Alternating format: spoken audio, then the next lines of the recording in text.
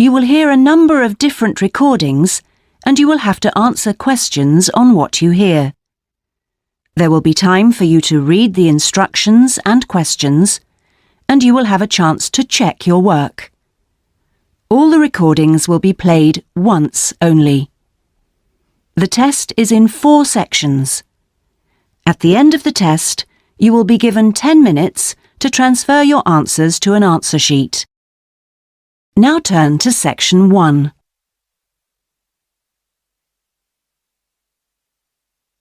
Section 1.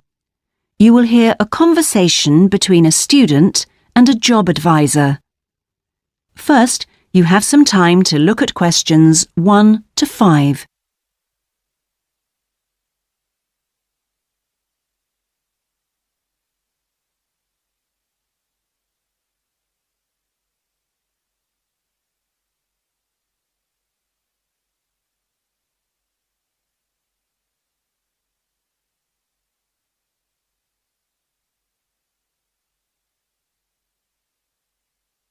You will see that there is an example that has been done for you. On this occasion only, the conversation relating to this will be played first.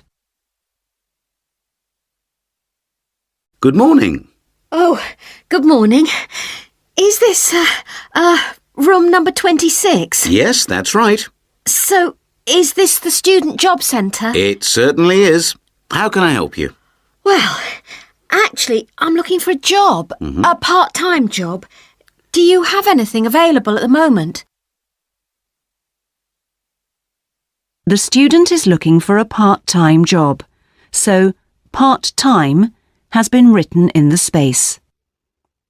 Now we shall begin. You should answer the questions as you listen, because you will not hear the recording a second time. Listen carefully and answer questions 1 to 5. Good morning. Oh, good morning. Is this, room number 26? Yes, that's right.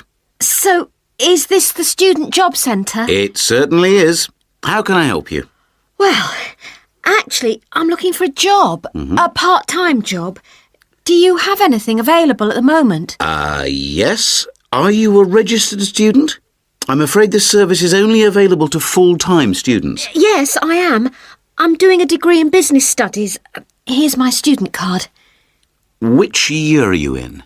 Well, I've been at uni for 4 years, but I'm in the 3rd year because I took last year off. Right. Well, let's just have a look at what positions are available at the moment.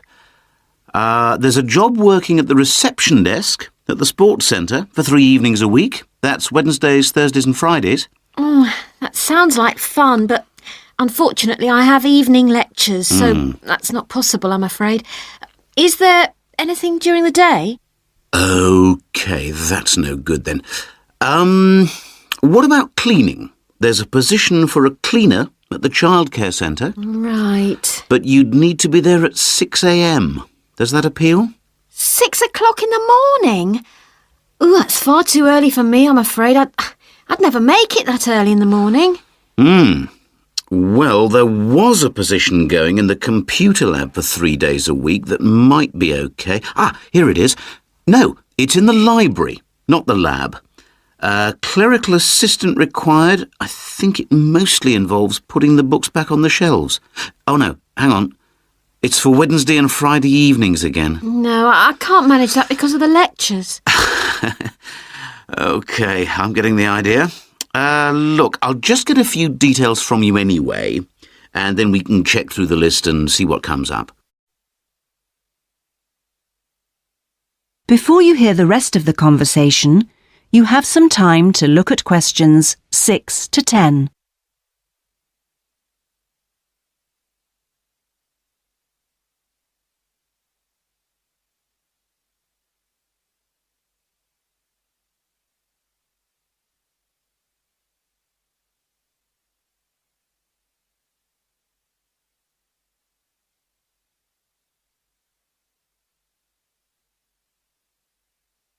Now listen and answer questions 6 to 10. We'll fill in the personal details on this application form first, if that's okay. Yeah, that's fine. Now, what's your name again? Anita Newman. That's Newman. And your address, Anita? I'm in one of the halls of residence for postgraduate students. You know, International House. OK, that's easy. What's your room number there? Room B569. No, sorry, B659. I always get that wrong. I haven't been living there very long. Do you have any other skills? Typing, languages, that sort of thing? Well, I speak some Japanese. Right, I'll make a note of that. Now, let's see what else is available. What do you think of administrative work? There's a position for an office assistant at the English Language Centre. That sounds interesting. It's for 3 days a week, Monday, Friday and Saturday mornings. Interested? I was hoping to have Saturdays free, but I need the work, so... Can you tell me what the job involves? Yep, sure. It says here that you'll be required to deal with student inquiries and answer the phone. I'm sure I can handle all that without a problem. Great. Well, would you like me to arrange an interview for you? Say Friday morning around 10? Can we make it a bit later? Unfortunately, I've got something to do at 10. Would that be okay? Not a problem. How about 11:30? Hope it works out for you, Anita. Me too. And thanks for all your help. That is the end of section 1. You now have half a minute to check your answers.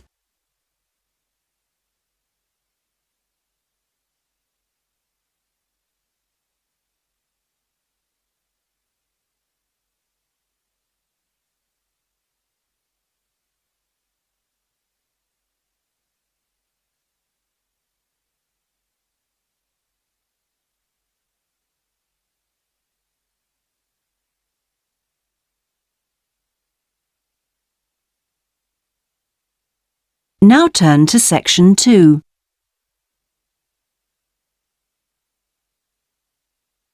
Section 2. You will hear a talk given by a group offering a walking holiday to raise money for charity. First, you have some time to look at questions 11 to 16.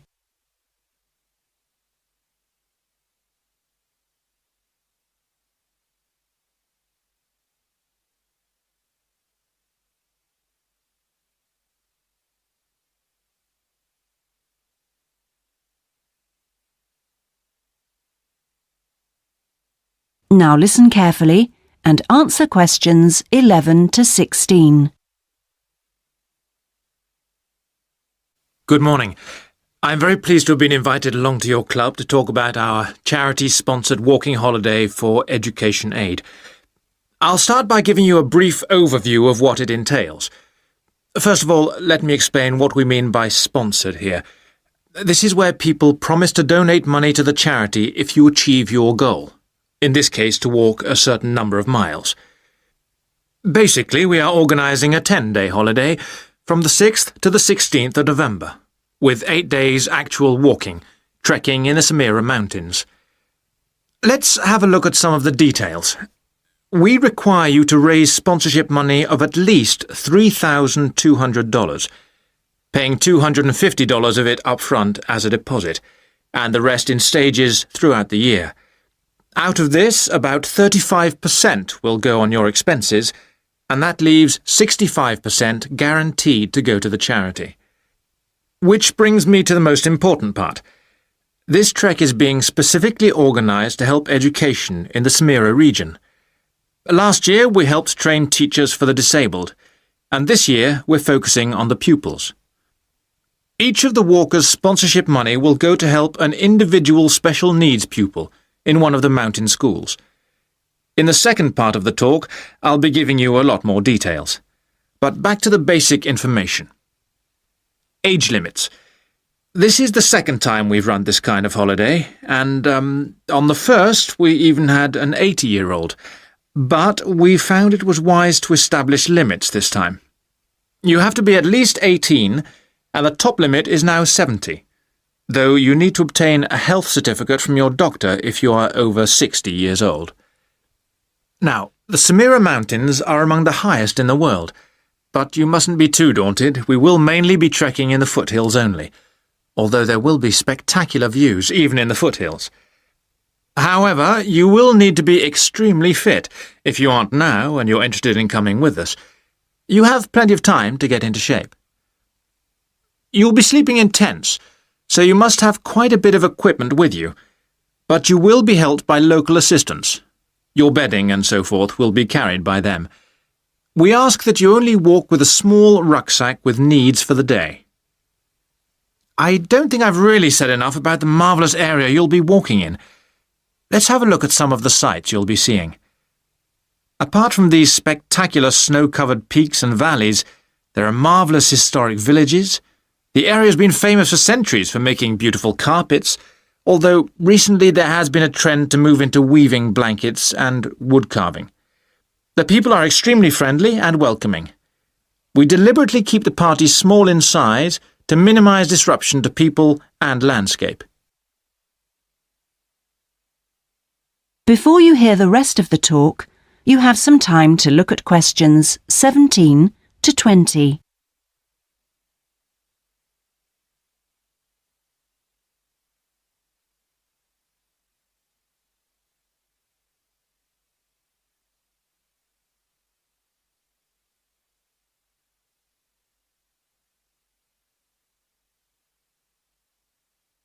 Now listen and answer questions 17 to 20. I hope that there are still some people interested. I will be distributing leaflets at the end where you can find out more information. But just for the moment, I'll outline the itinerary, the main high points of the holiday. Obviously, you'll start by flying out to Kishba, the capital city, on day 1. After a couple of days to acclimatise yourself, you'll start the trek on day 3, walking through the enormous Katiba forest, which will take the whole of the day. Day 4 takes us higher up, going through the foothills past a number of villages and visiting a school for the disabled in Sohan.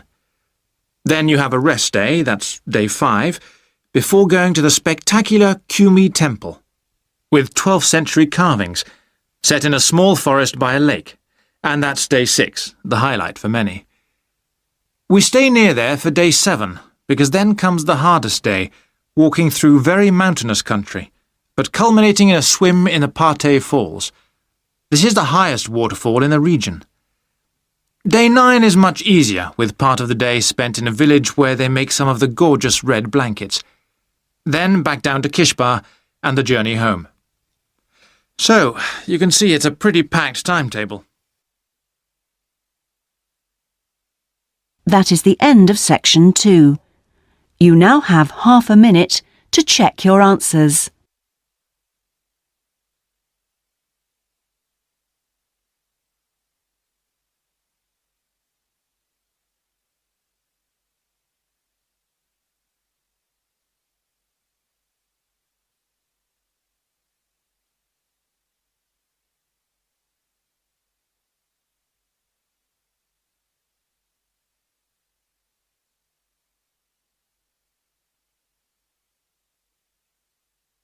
Now turn to section 3.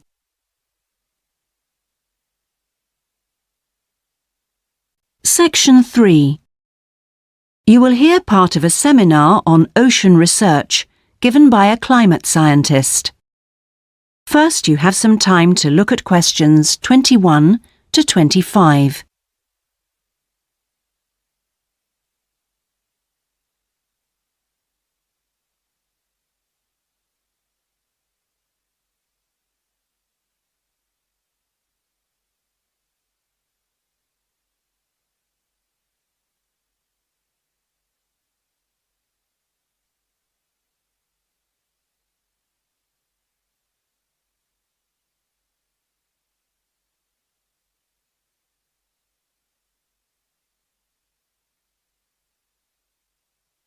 Now listen carefully and answer questions 21 to 25. Thanks to all of you for coming along today to hear about how the Robotic Float project is helping with ocean research. Well, first of all, we'll look at what a robotic float does and its use. So let's start with the device itself. It looks a bit like a cigar, and it's about 1.5 meters long. More importantly, it's full of equipment that's designed to collect data. So it can help us in building up a profile of different factors which work together within the world's oceans. Sounds like a big project. Isn't it too big for one country to undertake? That's quite true, but this project is a really good example of international cooperation.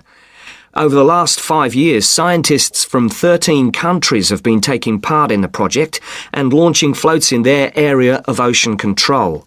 And next year this number will rise to 14 when Indonesia joins the project. That's impressive. But let's move on to how floats work. The operational cycle goes like this. Each of the floats is dropped in the ocean from a boat at a set point and activated from a satellite. Then the float immediately sinks about 2,000 meters. That's 2 whole kilometers down in the water. It stays at this depth for about 10 days and is carried around by the currents which operate in the ocean at this level. During this time, it's possible for it to cover quite large distances, but the average is 50 kilometers. So, what is it actually recording? Well, at this stage, nothing. But as it rises to the surface, it collects all sorts of data. Most importantly, variations in salinity, that's salt levels, and the changes in temperature, a bit like underwater weather balloons. Then, when it gets back to the surface, all the data it's collected is beamed up to the satellite. After about 5 hours on the surface, the float automatically sinks, beginning the whole process again. What happens to the data? Well, the information is transferred direct to onshore meteorological stations, like our one in Hobart, and within 4 hours the findings can be on computers, and they can be mapped and analysed. Before you hear the rest of the seminar, you have some time to look at questions 26 to 30.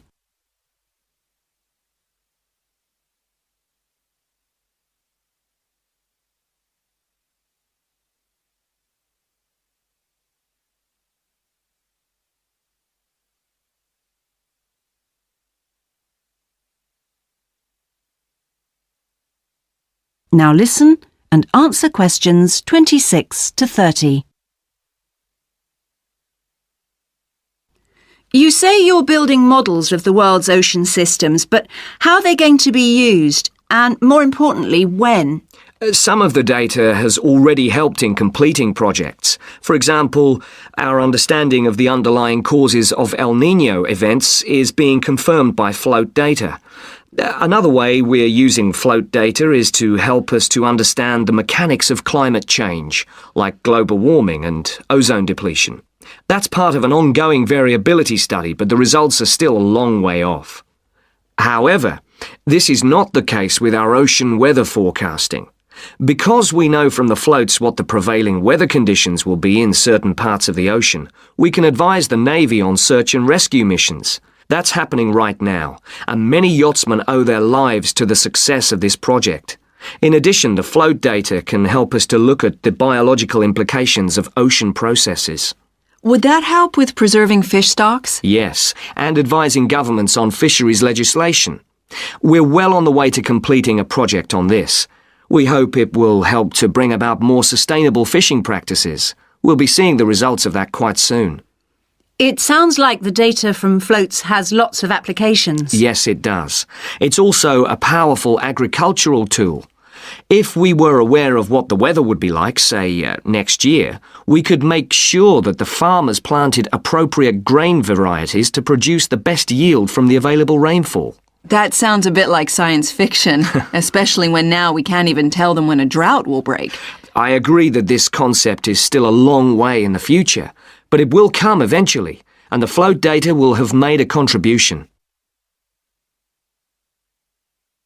That is the end of section 3. You now have half a minute to check your answers.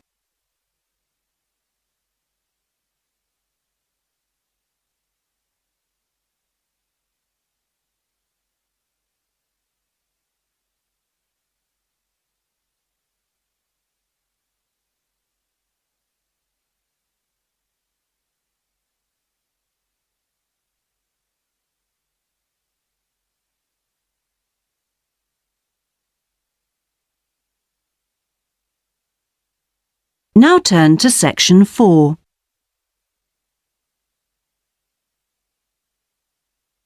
Section 4. You will hear part of a lecture about hotels and the tourist industry. First, you have some time to look at questions 31 to 40.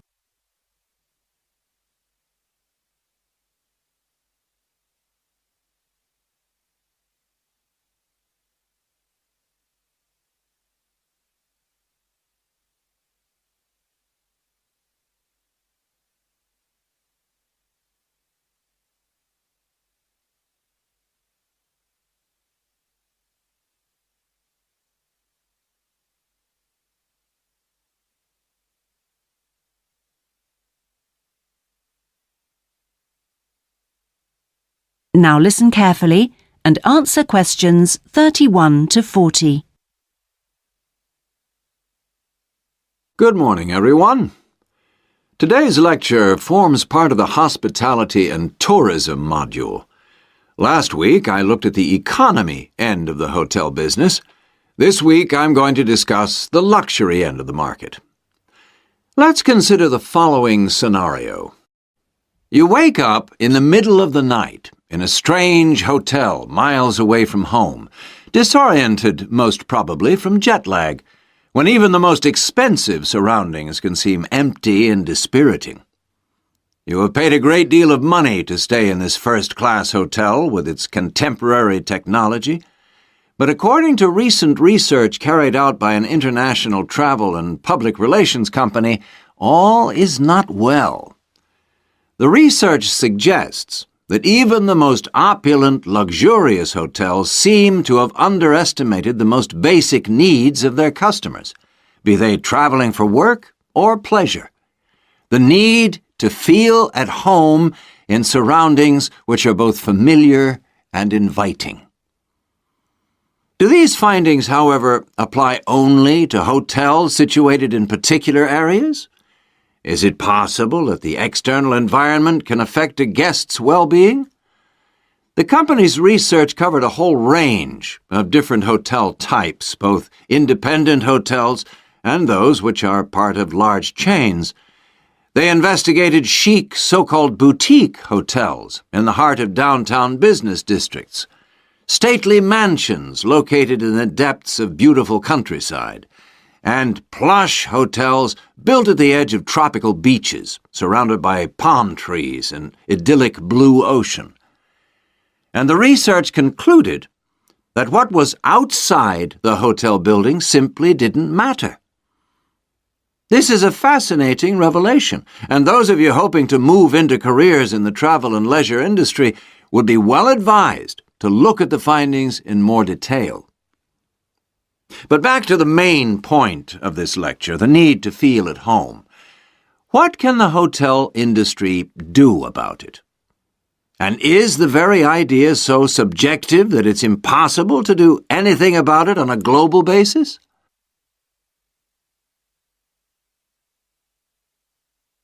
However, nothing stands still in this world. One company has come up with the slogan, "Take your home with you," and aims to provide clients with luxury serviced apartments. Those in the business travel industry maintain that these serviced apartments dispense with all the unwanted and expensive hotel services that business travelers don't want, while maximizing the facilities they do want. For example, not only sleeping and living accommodation, but also a sleek, modern kitchen that allows guests to cook and entertain, if they wish, at no additional cost. The attractions of such facilities are obvious, and it'll be interesting to see whether the company manages to establish a trend all over the world and make a lasting impact on the luxury accommodation market. Now, finally, I want to consider the psychology underpinning the traditional holiday hotel industry. As a hotelier, how do you go about attracting people to give up the security of their own home and entrust themselves to staying in a completely strange place and sleeping in an unfamiliar bed? Firstly, hotels exploit people's need to escape the predictability of their everyday lives, For a few days, people can pretend they are free of responsibilities and can indulge themselves. Secondly, there is something very powerful in our need to be pampered and looked after. It's almost as if we returned to being a baby when everything was done for us and we felt safe and secure.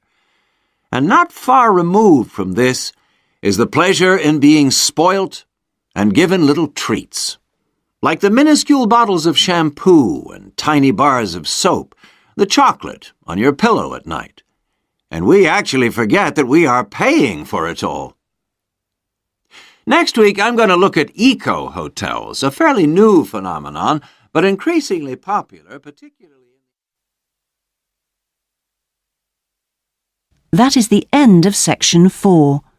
You now have half a minute to check your answers.